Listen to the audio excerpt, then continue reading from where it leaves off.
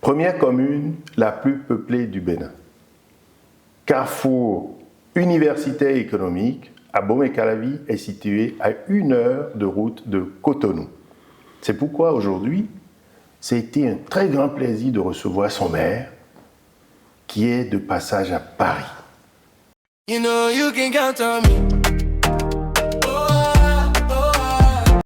Je reçois donc aujourd'hui M. Nathanaël Coty, qui est le nouveau maire élu de la ville d'Abomey-Calavi. Monsieur Coty, merci d'avoir accepté notre invitation. Merci à vous. Nous allons scruter dans cet échange qui va se dérouler en gros en 4 parties. La première, c'est votre parcours, vos motivations à être maire d'une grande ville comme Abomey-Calavi, vos ambitions pour Abomey-Calavi et surtout après, aborder quand même la coopération décentralisée. Tout à fait. Monsieur le maire, bonjour et félicitations pour votre nouvelle fonction. Merci de m'avoir invité sur votre plateau. C'est un plaisir. Je vous remercie pour les félicitations que vous m'avez adressées et de votre soutien également. Merci. Vous êtes un homme de réseau, hein? Ah oui. Ah oui, parce que votre nom vous a précédé. Ah oui. Pour ceux qui ne vous connaissent pas encore suffisamment et qui vous découvrent à travers cette émission, quel a été le déclic pour vous dans votre parcours pour vous dire « Allez, je vais tenter l'aventure d'être maire d'une grande ville comme Abomey-Calavi ». Alors,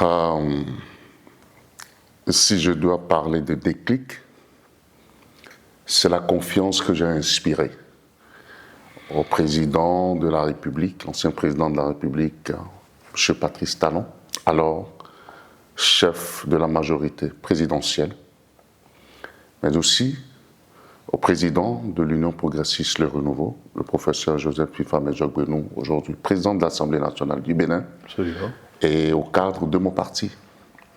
Parce que c'est vrai, il faut dire que les choses ne se passent plus au Bénin comme ça se passe en Europe, en France, un peu partout, où vous êtes chef d'entreprise, où vous êtes dans un secteur, vous décidez d'être candidat à une élection, candidat libre, vous vous présentez, et paf, on vote pour vous. Non, c'est pas ça. Alors qu'ils vous souviennent que j'ai été président d'un parti politique. Ben oui.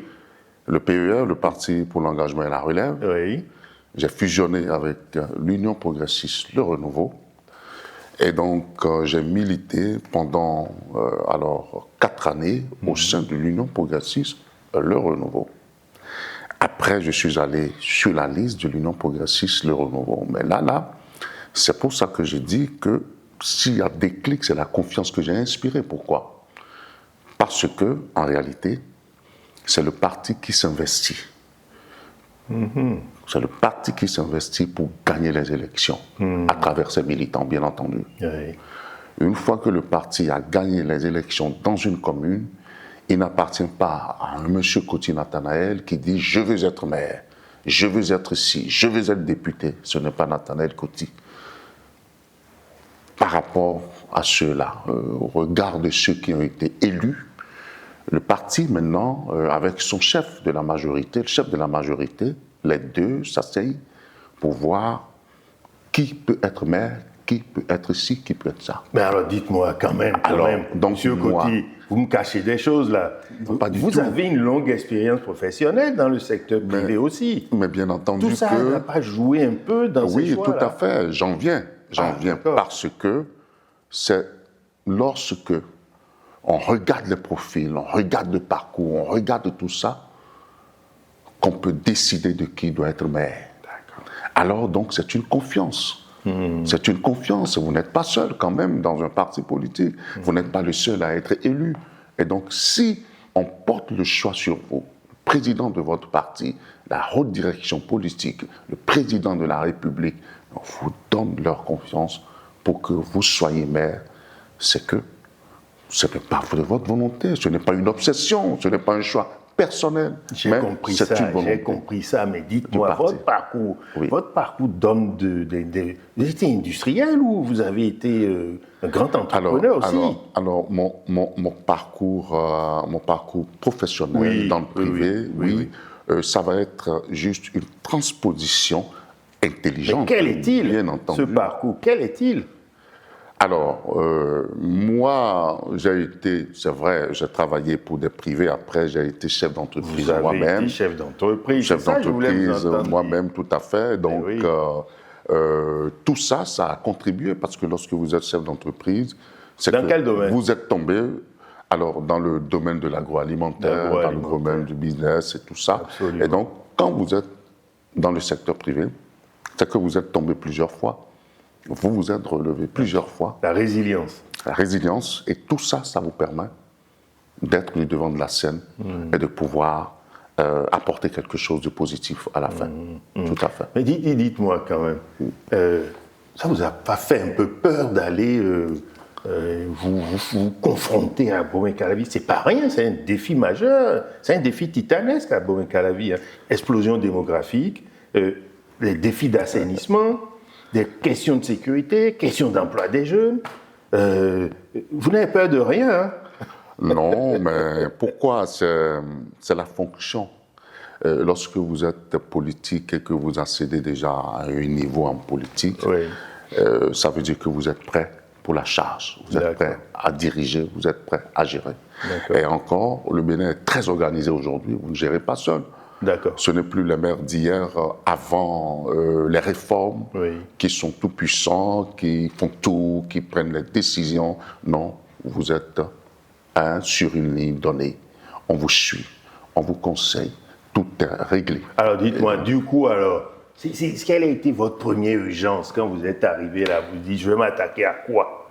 Le plus urgent, ça a été Alors, le plus urgent pour moi était la question de la salubrité publique. Salubrité Publique, puisque j'ai dû organiser une grande activité avec la Société de gestion des déchets du Bénin, qui fait un travail gigantesque et remarquable au Bénin. Oui. Et donc, avec cette société, on a pu faire une grande campagne de salubrité dans l'enceinte de la mairie, dans les locaux de la mairie. Les locaux de la mairie, bien entendu, et aux abords, parce que nous occupons quand même un grand espace, donc il faut l'entretenir.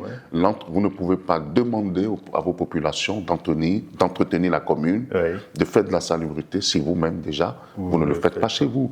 Dans les toutes prochaines semaines, c'est qu'il y aura une salubrité publique dans toute la commune, à des dates données, à des jours donnés, et vous allez voir que notre commune va changer de visage. Donc, on ne peut pas vivre dans un environnement malsain et vouloir le développement. Vous avez un bel immeuble, hein? Ah, merci. Pourtant, nous voudrions bien que ça réponde maintenant, comment on appelle-t-on, aux besoins et à tout ce qui est moderne aujourd'hui. Vous imaginez que le président de la République, le président Patrice Talon, a mené le Bénin à un niveau où aujourd'hui on ne peut plus se plaire dans certaines conditions. Et donc, on veut bien que notre mairie, que l'immeuble-là soit complètement rasé, qu'on construise un hôtel de ville qui réponde réellement à l'image d'Abomey Calavi. C'est un grand projet, ça. Bien sûr que oui. Et nous y arriverons ensemble. Ben, bien sûr. Tout à fait. You know you can count on me. Donc, alors, du coup, une mairie qui commence à donner un signal fort de salubrité publique, un entretien comme il faut, un maire qui se projette dans ce que doit être une mairie et ce que peut être une mairie de niveau internationalement reconnu. Quelles sont vos grandes ambitions pour votre mandat alors? Les ambitions, c'est vrai qu'elles sont très grandes. En réalité, il faut nécessairement que notre commune se développe. Déjà, nous avons la grande chance d'avoir bénéficié de la part de l'État central de gros investissements, comme le marché de Gros, le CHIC, le plus grand hôpital aujourd'hui de l'Afrique de l'Ouest. Le CHIC est à Abomey Calavi, il y a le marché de Gros. Vous savez qu'à Abomey Calavi est également un pôle universitaire, la plus grande université de notre pays à Abomey Calavi.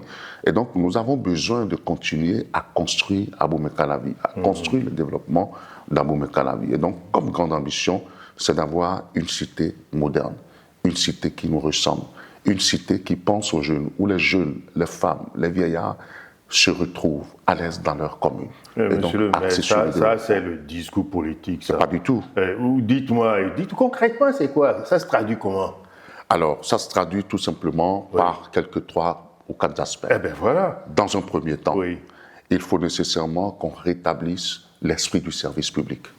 C'est très important, l'esprit du service public. Il faut que les citoyens et les citoyennes d'Abomey-Calavi, quand ils se rendent à la mairie, qu'on puisse bien les recevoir, qu'on puisse bien les servir et qu'on puisse savoir que nous sommes là pour servir. Après, comme objectif également, restaurer l'image de la commune pour tout ce qui concerne le foncier. Vous savez que Abomey-Calavi est réputé être une commune de mafia foncière. Il y a même le tribunal spécial de la Cour, ouais, bien sûr, qui nous aide beaucoup. Qui nous aide énormément, ça, qui nous aide énormément. Ça a passage. réglé assez de problèmes Oui. et ça continue d'en régler. Et donc, je pense que nous devons rétablir l'image là. Et également la question de la citoyenneté. D'accord. Donc, voilà un peu les grands axes que nous devons aborder pour pouvoir arriver à bout. Monsieur le maire, tout à l'heure, à vol d'oiseau, si je ne prends pas la lagune pour arriver à Calavi, allez, 20 minutes, j'y suis. Mais quand je ne prends pas la route à certaines heures, j'ai dit tout à l'heure 1 heure de Cotonou, c'est qu'il y a quand même des problèmes de congestion. Tout à fait. Sur Calavi. Il y a les problèmes de mobilité surtout. Et donc, ma question, c'est comment vous n'avez pas cité la question des infrastructures de la mobilité. Oui, mais tout à fait. Que vous m'avez laissé une chance pour vous relancer. Non, mais tout à fait. C'est une question essentielle. Oui. C'est une question essentielle du moment où, pour aller même à la mairie en tant que maire, il faut que tu te déplaces, il faut que tu passes par la route, il faut que tu évites les embouteillages. S'il faut que tu subisses les embouteillages, c'est que tu dois penser à régler la question d'embouteillage également. Ce sont des projets. Mobilité. Bien sûr. Parlant de mobilité, nous saurons en son temps faire des projets par la lagune. Et vous savez que notre État a déjà pensé à cela. Notre État a déjà pensé à cela. Donc, je ne voudrais pas mettre la charrue dans les bœufs, je ne voudrais pas faire de promesses mielleuses ici, mais c'est pour vous dire qu'en termes de mobilité, on a prévu déjà qu'il y ait des bus pour notre commune, on a prévu également le transport fluvial, on a prévu beaucoup de choses, mais il faut aller pas à grands pas, il faut aller pas à pas, il faut cerner les problèmes un à un et essayer de les régler. On ne peut pas tout faire à la fois. Absolument. Tout à fait. Alors, vous avez parlé justement de la lagune. Vous avez une des communes, avec ses mains et d'autres qui sont autour du lac là, une responsabilité énorme sur l'environnement, sur la qualité de la lagune. Comment vous, dans le cadre de vie et l'environnement, c'est quelque chose qui vous parle, hein? Oui, bien sûr que oui. C'est pour ça que je disais qu'on doit s'attaquer véritablement à la question de la salubrité. Oui, de l'environnement, de la propreté, on doit s'attaquer. Quand vous venez aujourd'hui à Abomey-Calavi, à l'embarcadère, vous allez voir que les bonnes dames continuent de faire des déchets là, alors que la SGDS a offert des poubelles. On n'utilise plus ces poubelles, on utilise des poubelles pour garder le poisson et on préfère jeter toujours les poubelles dans la lagune. Et tout ça, et il faut également faire un travail de sensibilisation, de changement de mentalité surtout. Parce que le développement également, c'est une question de mentalité. Bien sûr. Et depuis 2016, à l'avènement du président Patrice Talon, le Béninois a changé de mentalité assez. Mais il y a un travail également à faire au niveau surtout de la population analphabète. C'est très important.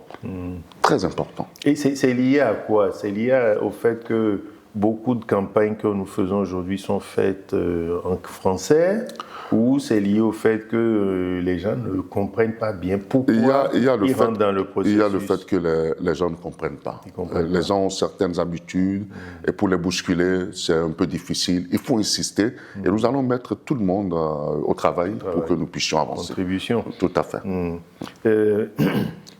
Il y a aussi à Abomey-Calavi, il y a Abomey-Calavi central, mais vous avez plein d'arrondissements autour. Tout à fait, nous en avons 9. 9 arrondissements. Tout à fait. Et qui sont quand même assez étendus. Assez étendus, le plus gros arrondissement, c'est Godomey. Oui. Qui est le grand carrefour. Un grand parcours. Donc, je pense, un instant, que les arrondissements, chacun essaye de contribuer un tant soit peu au développement de la commune. Et nous allons travailler de plus en plus avec les chefs d'arrondissement et de façon rigoureuse pour que nous ayons de ces arrondissements des résultats qui convergent vers le développement. Tout à fait. Et le dernier point qui, avant d'aborder quand même un sujet majeur, c'est la question de la cohésion sociale et de l'inclusion. La cohésion sociale. Oui. Le gouvernement a fait énormément de choses sur la cohésion sociale en apportant un panier de soins, de besoins pour répondre aux plus démunis. Tout à fait. Est-ce que dans... C'est le projet Arche. Vous voulez parler du projet Arche. Voilà. Le projet Arche, comment ça se déploie sur votre commune? Ah oui, le projet Arche se déploie très bien parce que c'est une organisation qui est très bien faite, proche des populations. Les populations sont informées et je pense un instant que nous allons continuer à avancer dans ce sens-là. Mais il y a également le produit de microfinance aux personnes les plus vulnérables, qui ont besoin de faire un commerce. Mais aussi, quand on parle de microfinance, on a tendance à croire que ce n'est que pour nos mamans. Mais non, la microfinance, aujourd'hui au Bénin, touche tous les secteurs d'activité.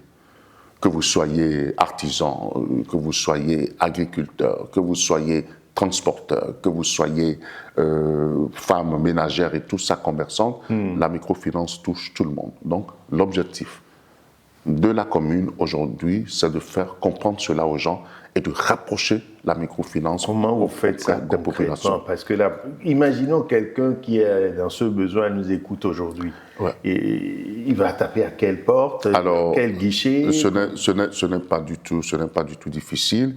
C'est vrai qu'on a pris des dispositions au niveau de la commune déjà. On a lancé un recensement de tout ce qui est artisan. Donc, au niveau de notre commune, oui, qu'il y a un répertoire. Il y a un répertoire, mais il faut relancer les choses pour actualiser ce répertoire. Et donc, on a lancé le recrutement. Et au niveau des communes, on va commencer par orienter nos populations qui sont dans le besoin, qui sont artisans, qui sont agriculteurs. On a lancé le recensement des artisans. On va lancer pour les agriculteurs. Et par corps professionnel, nous allons lancer pour pouvoir avoir les répertoires et pouvoir les orienter maintenant vers ces microfinances. Parce qu'un des aspects de l'Arche, dont on parlait tout à l'heure, c'est l'assurance santé universelle que le gouvernement de Patrice Talon et d'autres ont mis en place pour que des artisans, des commerçants puissent adhérer à cette... Parce que sinon, ils vont voir passer le chic sous leur nez comme ça. C'est chez eux, mais ils vont voir tout passer, ils ne pourront pas accéder aux soins. Donc, comment on fait? On va continuer à les informer. D'accord. On va continuer à les informer. Le service est déjà plus près. Dans les hôpitaux, un peu partout. Donc, mais il faut continuer à les informer et à leur demander de se rapprocher de ces services-là. Vous avez une belle organisation. Vous avez parlé du chic, mais il n'y a pas que le chic. Il y a l'hôpital de zone de Calavi aussi. Il y a l'hôpital de zone de Calavi. Il y a également la cité administrative, il y a la cité de Wedo, il y a l'école scientifique qui est en construction à Abomey-Calavi.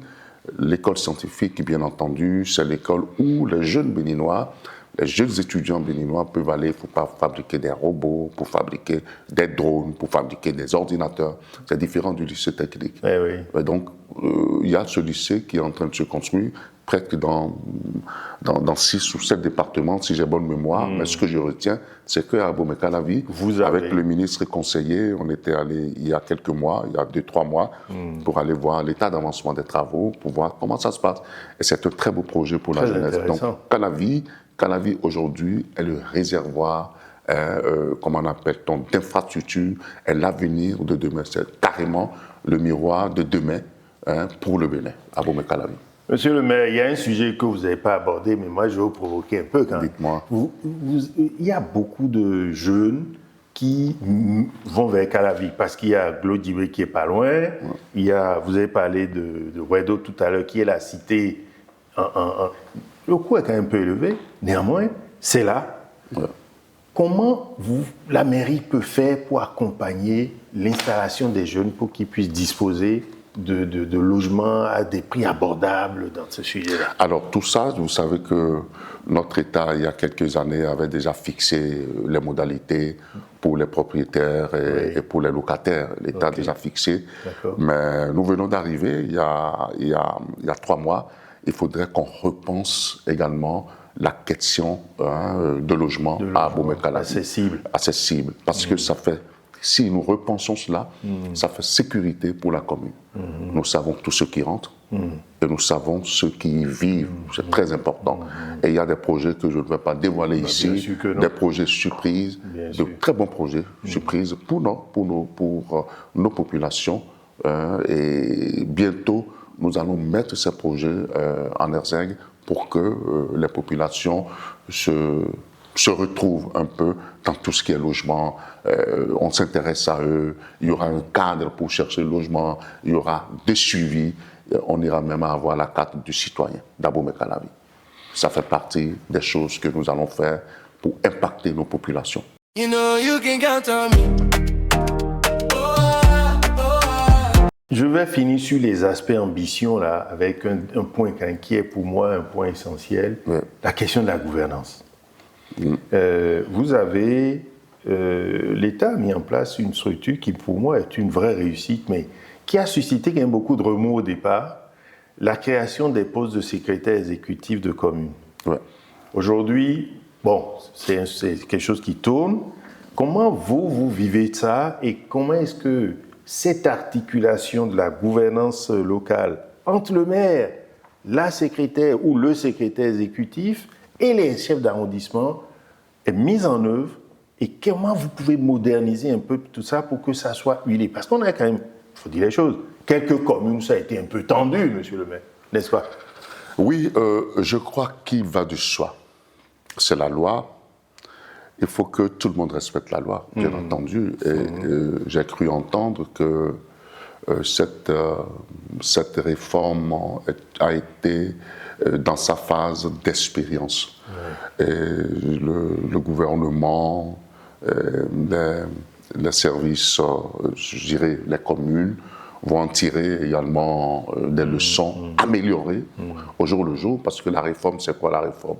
Lorsqu'elle arrive, c'est pour apporter un plus. Toujours. C'est pour améliorer des choses. Et donc, cette réforme a permis aux maires d'être un peu libérés, aux maires de s'aligner sur ce qu'ils doivent faire, aux secrétaires exécutifs de s'aligner également sur ce qu'ils doivent faire pour que, ensemble, tout converge vers un seul point, le développement de la commune. Moi, je n'ai jamais trouvé d'inconvénient en ça. Et je travaille normalement, j'ai des exigences, des résultats approuvés et je fais savoir au secrétariat exécutif mes besoins, ce que je dois faire pour la commune. Ça ne s'oublie pas. Il faut beaucoup dialoguer, il faut beaucoup parler, il faut mettre tout le monde au travail. C'est votre capacité, quand vous êtes dans un service, c'est votre capacité à mettre tout le monde au travail, à mettre ensemble les divergences pour en tirer le plus grand profit pour les populations.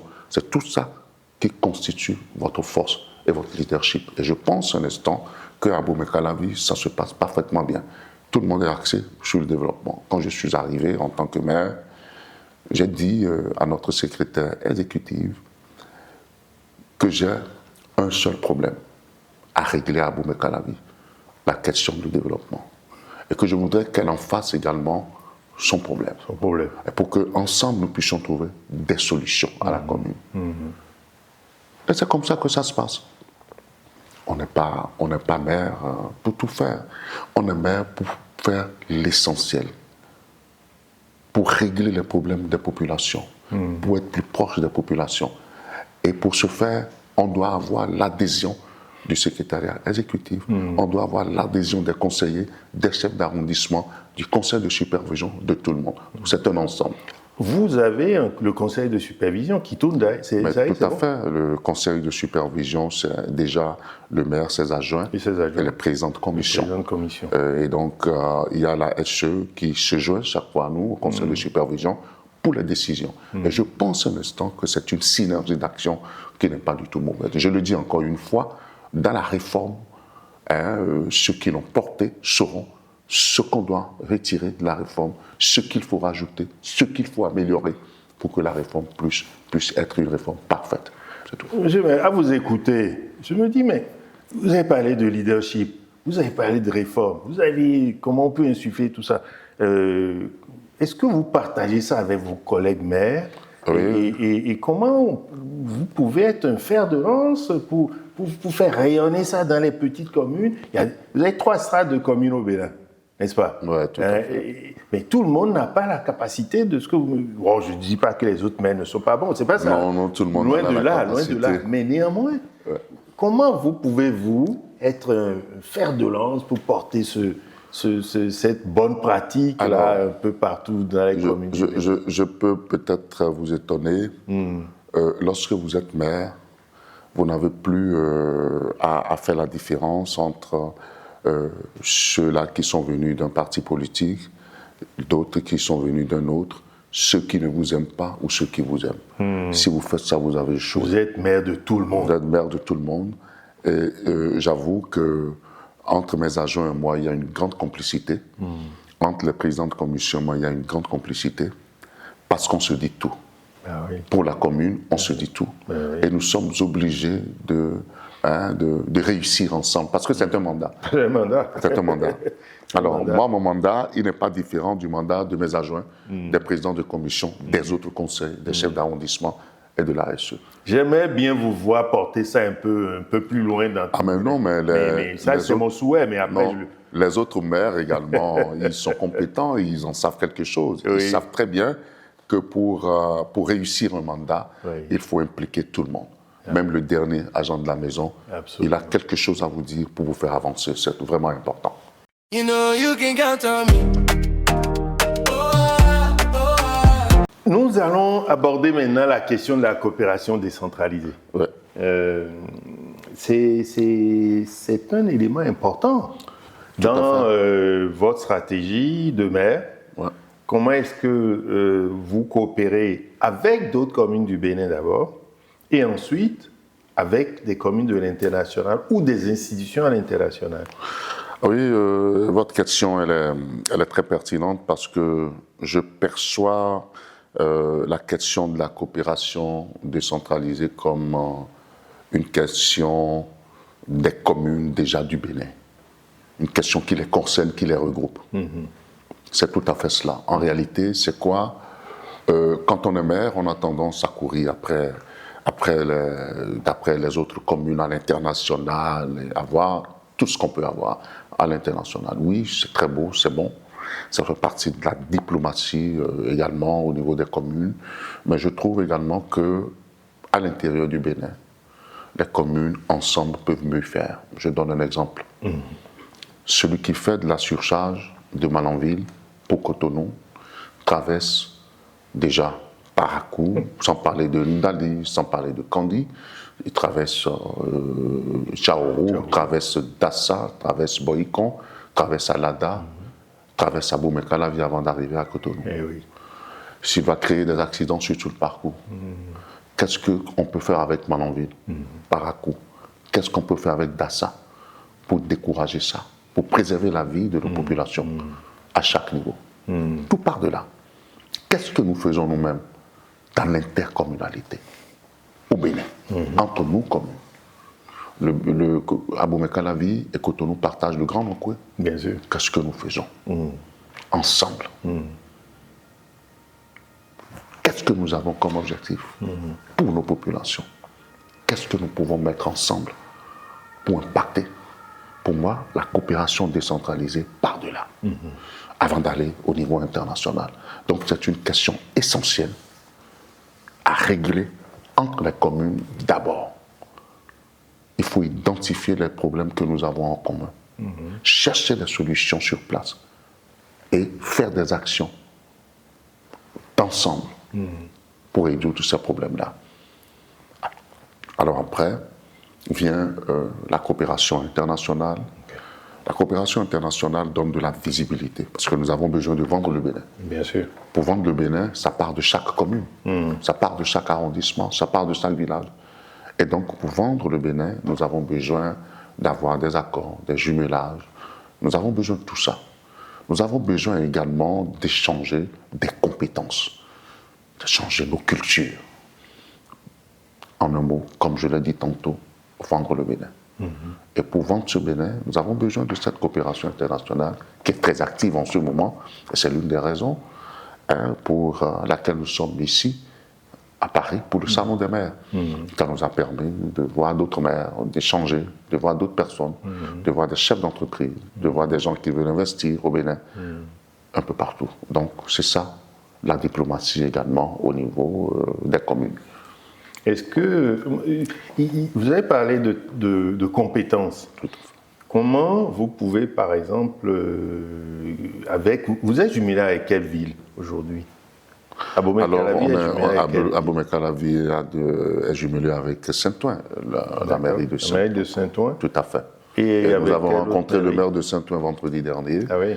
Et nous avons échangé sur des questions de coopération pour relancer, raviver la flamme de la coopération entre les deux villes. D'accord. Ouais. Est-ce que, par exemple, si on prend la commune de Saint-Ouen, vous avez des échanges d'expertise entre Saint-Ouen et oui, tout à fait. Ça ne s'est pas encore produit depuis la signature de cet accord de jumelage, mais ça va commencer bientôt parce qu'il y a des étudiants, notamment en médecine, qui pourront aller à Saint-Ouen pour aller faire des formations et vice-versa, dans des pays, dans le domaine du sport également, parce qu'Abomey-Calavi, bientôt, travaille à avoir son club de football propre à lui, à développer d'autres sports au niveau de notre commune, à rassembler toutes les compétences sportives au niveau de la commune. Vous n'étiez pas dans le roller ou le hockey ou un truc. Mon petit doigt m'a dit que vous étiez dans tout à fait. Je suis président de confédération africaine de roller sport et le vice-président au plan mondial, à la fédération internationale. Et donc, il y a cette coopération sportive qui se noue qui est nouée déjà avec la ville de Saint-Ouen, mais déjà, ce qui va rentrer dans la phase active pour que nous puissions commencer par, dans le domaine de l'éducation et dans le domaine du sport, commencer par faire ces échanges-là. J'oublie pas de vous dire qu'il y a la Vendée. Il y a la Vendée également. Avec la Vendée, nous avons déjà envoyé quelques artisans, je parle des boulangers, pour se faire former en boulangerie. Donc, la coopération est avancée. J'ai reçu récemment une délégation de la Vendée qui est venue à Abomey-Calavi pour regarder un peu certaines installations, parler avec des étudiants. Et donc, cette coopération, elle est active. Et ce n'est encore rien. La diplomatie offensive au niveau de la commune d'Abomey-Calavi n'a même pas encore commencé.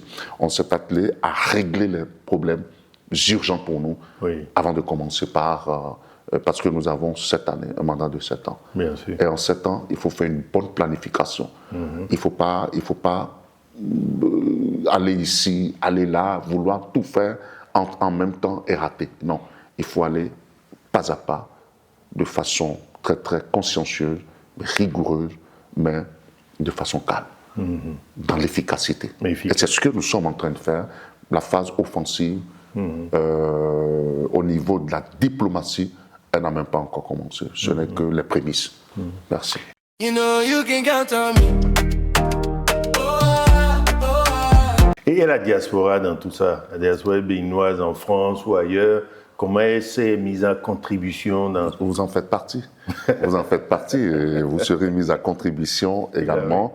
Tout à fait, parce qu'on a nos frères ici, on a nos compatriotes, j'allais dire, qui sont en France, qui sont en Europe, un peu partout, qui peuvent apporter beaucoup pour le Bénin. Il y a un guichet, il y a quelque chose, il faut qu'il s'adresse à qui? Mais oui, au maire, pourquoi pas.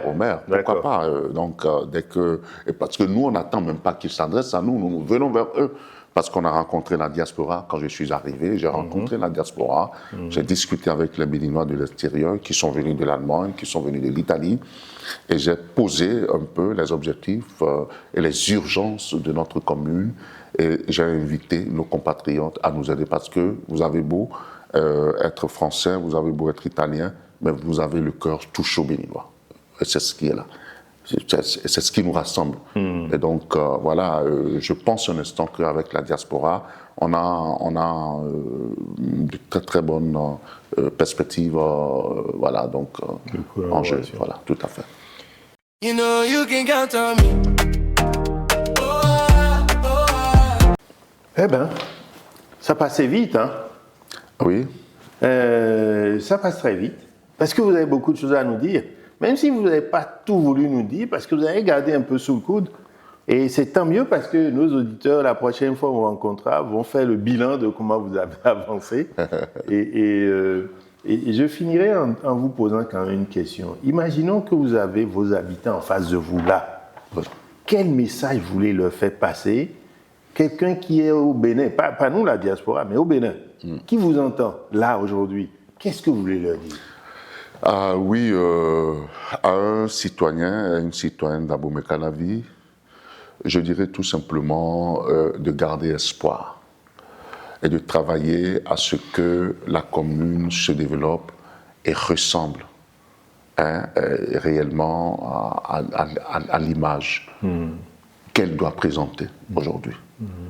L'image, c'est que nous avons de grosses infrastructures. Nous devons ressembler à cette infrastructure, mériter la confiance que nous a faite le président Patrice Talon en déversant des milliards de projets dans Abomey-Calavi. Et donc nous devons tous y travailler. Y travailler, c'est déjà essayer de changer de mentalité, respecter le bien public, l'esprit de travailler résolument au service du développement de la commune doit nous animer désormais. Faire en sorte que Abomey-Calavi soit la ville la plus belle. On est la plus peuplée aujourd'hui, c'est vrai. Nous sommes la commune la plus grande, c'est vrai. Mais nous avons besoin de prouver que nous sommes grands en faisant des choses bien. C'est ce que moi j'ai envie de leur dire. Et nous allons nous donner quelques années, quelques mois, pour qu'ensemble on évalue. C'est vrai que les décisions vont bousculer un peu les habitudes, mais c'est une question de conscience. Si nous sommes conscients que nous sommes là, pas pour plaisanter, mais pour travailler, pour rendre Abomey-Calavi cette lettre de noblesse, c'est que nous devons accepter et souffrir un tant soit peu de nos mauvaises habitudes pour pouvoir vraiment faire d'Abomey-Calavi la ville la plus attrayante. C'est l'objectif, faire d'Abomey-Calavi la ville la plus attrayante. Et nous allons mettre tous les moyens pour que la ville soit la plus attrayante. Merci. Merci infiniment, Monsieur Nathanaël Coty, maire de Abomey-Calavi, qui a tenu à partager avec nous cette émission. Merci. Nous sommes très très heureux de l'avoir entendu. C'est nous qui sommes honorés. Merci. Et beaucoup. je vous garantis que compte tenu des promesses que je fais, d'ici un an, j'irai à Calavi pour essayer de voir sur place qu'est-ce qui a évolué depuis. Et comme d'habitude, vous me recevrez avec sourire. Mais bien sûr que oui, mais vous n'attendrez pas une année pour venir parce que nous avons besoin de vous sur les questions de développement, sur les conseils et tout. Donc je vous dirai dans les 2-3 prochains mois d'être à Cotonou. Vous nous invitez à Calavi. Je vous invite à Calavi. Invitation acceptée. Merci, merci beaucoup. Merci à vous tous. Merci. À bientôt. You know you can count on me.